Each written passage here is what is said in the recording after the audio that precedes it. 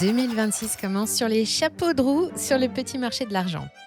Petit parce que même si on en parle beaucoup, il ne représente que 1500 à 2000 milliards de dollars. C'est 10 fois moins que celui de l'or et c'est 60 fois moins que le marché des actions. Et pendant que le monde garde les yeux rivés sur les événements au Venezuela, sur le petit marché de l'argent, il se passe quelque chose d'important, d'inédit, une transformation express. Pour ses nombreuses qualités physiques et chimiques, l'or du pauvre a changé de statut. Il est appelé à devenir l'un des piliers du développement de l'IA et de l'électronique dans son ensemble et naturellement, la demande explose. Les prix ont grimpé de 145% en un an, de quoi rendre heureux n'importe quel investisseur. D'ailleurs, ceux qui nous suivent depuis un moment s'en souviennent peut-être, on vous en parlait déjà en mai dernier, quand l'once tournait encore autour de 30$.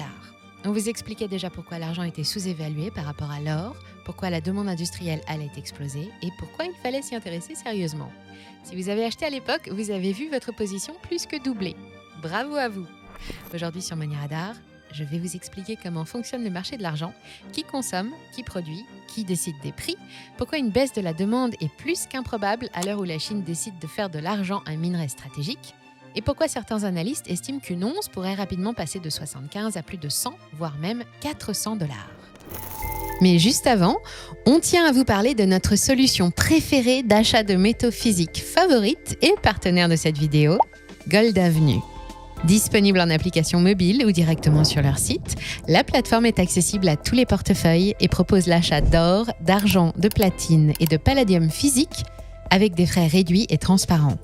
Ce qu'on aime également, c'est la possibilité de stocker nos métaux gratuitement et l'absence de commission à la revente qui est instantanée, tout comme la TVA à 0%. Envie de découvrir Gold Avenue? On vous offre une remise exceptionnelle de 30€ sur votre premier achat d'un minimum de 900€ avec le code MRADAR30. Pour profiter de cette offre exclusive, cliquez sur notre lien en description.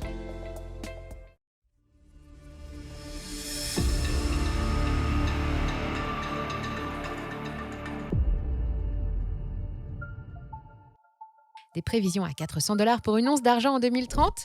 Oui, vous avez bien entendu. Alors qu'elle s'échange autour de 75$ au moment où je vous parle, c'est une multiplication par 5 fois et demi. Délirant? C'est vrai que pour un actif secondaire, ça paraît incroyable, mais c'est que l'argent a changé de statut. Personne n'y croyait en mai dernier quand l'once s'affichait encore autour de 30$.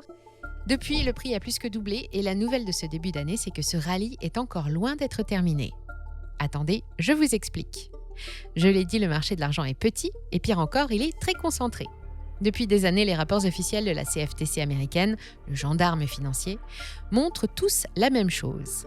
Les positions vendeuses sur l'argent sont massivement concentrées entre les mains d'un très petit nombre d'acteurs. Ces acteurs appartiennent principalement aux catégories dites des swap dealers, autrement dit des grandes banques internationales. Leur rôle est d'apporter un peu de liquidité dans ce petit marché. Elles sont parfois 4, parfois 5, parfois 8. Parmi elles, JP Morgan Chase, HSBC, Citibank, Goldman Sachs, Bank of America, Deutsche Bank, Barclays ou encore UBS. Ces établissements, souvent qualifiés de bullion banks, concentreraient à eux seuls plus de la moitié des positions vendeuses nettes sur le marché de l'argent papier. Et là, vous vous demandez, mais pourquoi détiennent-elles autant de positions ? On parle actuellement de plus de 4,4 milliards d'onces d'argent accumulées depuis 2024, alors que le monde n'en produit que 800 millions par an.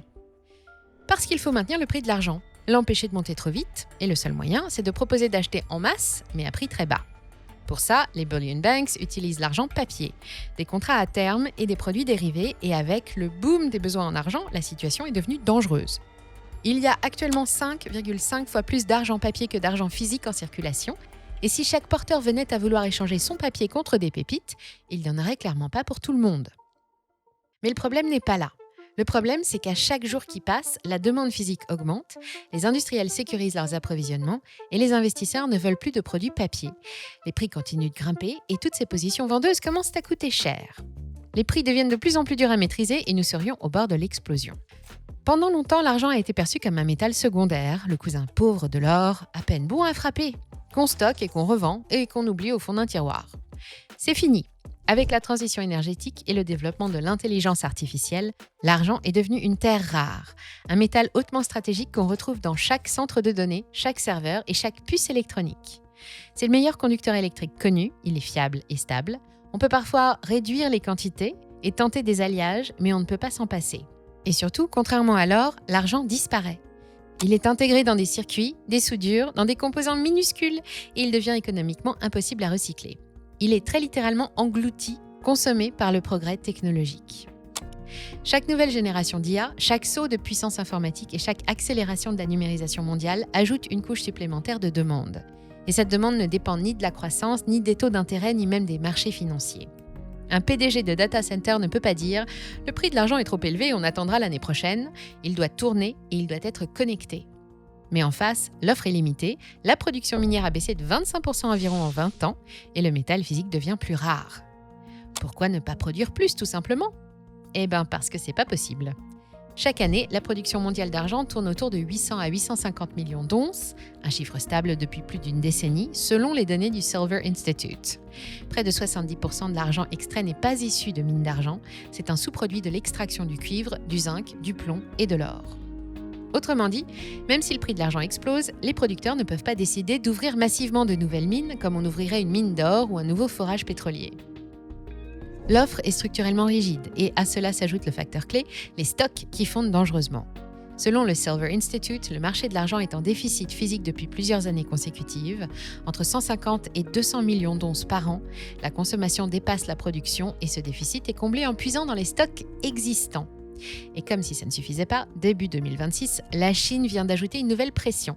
Pékin a élevé l'argent au rang de ressource stratégique et impose désormais un système de licence d'exportation. 44 entreprises chinoises sont autorisées à exporter pour 2026-2027. Le problème, ce n'est pas le nombre, c'est le contrôle bureaucratique. Chaque exportation doit maintenant passer par une double autorisation gouvernementale avec des délais d'approbation beaucoup plus longs. C'est une décision géopolitique qui s'inscrit dans un bras de fer commercial avec les États-Unis et qui transforme l'argent en levier politique. La Chine domine le raffinage mondial et en imposant ce nouveau système, elle garde la main sur les flux d'exportation. Elle peut ralentir, accélérer ou bloquer selon ses intérêts stratégiques. Résultat, plus d'incertitudes sur le marché, des délais d'approvisionnement rallongés et une tension supplémentaire sur les prix. D'ailleurs, fin décembre, début janvier, des rumeurs ont enflammé la twittosphère. L'argent physique se négocierait avec des primes énormes par rapport au prix spot dans certains marchés, jusqu'à 130 $ l'once au Japon. Vrai ou exagéré ? Difficile à dire, mais ça montre à quel point la nervosité gagne les investisseurs. Pendant des décennies, le petit marché de l'argent a reposé sur une séparation tacite entre deux mondes. Le monde financier, où on échange des contrats, et le monde physique, où on utilise réellement le métal. Cette séparation a longtemps fonctionné parce que la majorité des acteurs n'avaient aucune raison de franchir la frontière entre les deux tant que le métal restait facilement accessible. Le prix de l'argent est aujourd'hui principalement déterminé sur le marché des contrats à terme, en particulier sur le COMEX, où s'échangent quotidiennement des volumes très largement supérieurs à la quantité d'argent physique disponible dans la réalité. Dans ce cadre, la livraison physique n'est pas la finalité du système, c'est une option marginale, rarement exercée. Un acheteur d'ETF Silver voudra profiter des performances de l'argent, mais se fera payer en dollars ou en euros quand il les vendra. Mais c'est l'argent physique qui compte, et dans ce contexte, les positions vendeuses massives prennent une dimension systémique. Tant que le marché reste purement financier, ces positions peuvent être roulées, compensées ou ajustées, mais au moment où la demande physique devient prioritaire, le mécanisme perd son efficacité. Dans un marché aussi étroit que celui de l'argent, où quelques acteurs concentrent l'essentiel des positions et où la liquidité réelle est limitée, cette réduction d'exposition peut entraîner une réévaluation rapide et désordonnée des prix. C'est déjà arrivé, après la flambée post-crise financière de 2008 ou l'épisode des frères Hunt à la fin des années 70. Dans les deux cas, le prix de l'argent avait fortement progressé dans un contexte de politique monétaire très accommodante, de taux réels négatifs et d'un recours massif à l'effet de levier via les marchés à terme. Ces rallyes se sont brutalement interrompus lorsque les autorités ont relevé les exigences de marge et provoqué des ventes massives et une chute rapide des prix, indépendamment de la demande physique sous-jacente. L'effet de levier a fini par étouffer le marché, mais ces corrections n'ont pas eu lieu dans les mêmes conditions. Les bulles passées ont été financières avant d'être physiques. Or aujourd'hui, on ne parle pas seulement de spéculation, mais du début d'un supercycle inédit, où pour la première fois, la contrainte ne viendrait plus de la finance, mais du monde réel. Pour résumer, ce n'est pas une bulle de papier, mais une pénurie de métal. L'essor de l'intelligence artificielle n'est pas un phénomène conjoncturel, ni un simple effet de mode technologique. Il s'inscrit dans une transformation profonde des infrastructures numériques mondiales, qui exige toujours plus de capacité de calcul, de connectivité et de fiabilité électrique. À chaque nouvelle génération d'IA correspond une intensification des besoins matériels, et donc une consommation accrue de métaux critiques, dont l'argent fait partie. Il en va de même pour l'électrification de l'économie. Qu'il s'agisse des réseaux, des centres de données, des équipements industriels ou des systèmes de stockage et de distribution d'énergie, le mouvement engagé est irréversible. Il ne dépend pas d'un arbitrage de court terme, mais d'investissements lourds, planifiés sur des décennies. L'argent n'est donc plus un métal dont la demande fluctue avec la conjoncture, mais un intrant stratégique dont la consommation accompagne mécaniquement la trajectoire technologique globale. Une étude de l'Université de Nouvelle-Galles du Sud prévoit même que 85% des réserves mondiales d'argent doivent finir dans l'énergie solaire d'ici à 2050 pour boucler les objectifs de la transition énergétique. C'est cette rigidité de la demande, combinée à une offre contrainte et à un marché dominé par le papier, qui rend les scénarios délirants tout de suite plus réels. Lorsqu'on évoque des niveaux de prix comme 100, 200 ou même 400 $ l'once, il ne s'agit pas de prédictions, mais de scénarios, chacun correspondant à un degré différent de tension du marché. Le premier scénario, c'est celui d'un réajustement progressif. Dans cette hypothèse, le marché parvient à absorber la hausse de la demande industrielle sans rupture majeure du système financier. Pour ça, il va falloir un peu de délicatesse. Il ne faut pas que les autorités augmentent les exigences de marge déjà élevées. Les positions vendeuses pourront alors être réduites progressivement, les stocks vont continuer de s'éroder et le prix de l'argent se réévaluer pour refléter sa rareté relative et son rôle industriel croissant.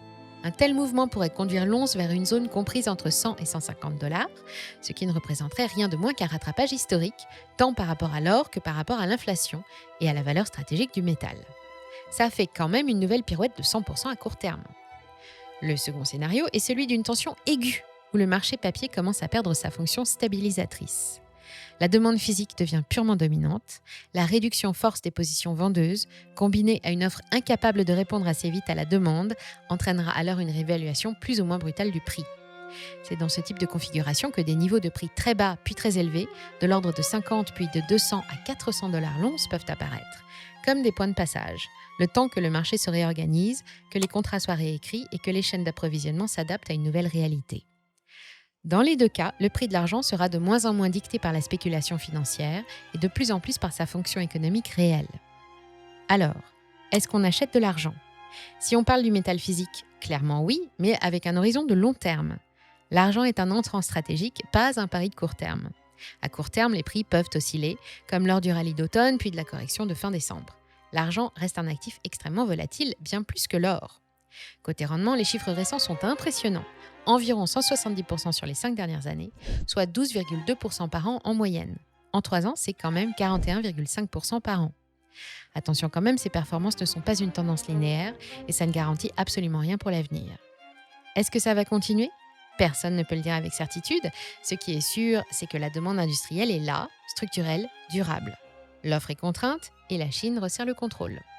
Tout ça crée un contexte favorable, mais ça ne fait pas de l'argent un placement de miracle.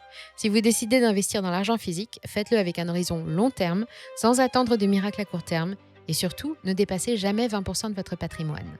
C'est un actif de diversification, pas un all-in. Si l'achat d'or vous intéresse, c'est le moment idéal d'investir grâce à notre partenaire Gold Avenue.